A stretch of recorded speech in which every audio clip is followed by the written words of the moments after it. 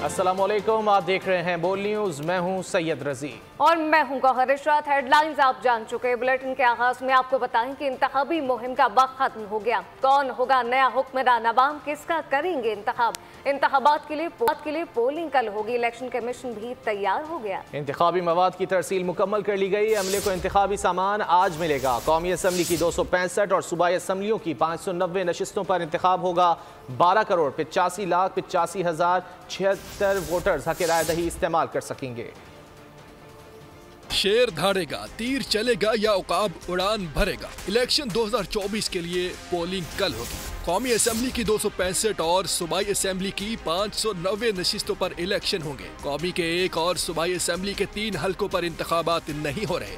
कौमी असेंबली के मजमूई उम्मीदवारों की तादाद 5254 है, जबकि सूबाई असेंबली के उम्मीदवार 12,553 है।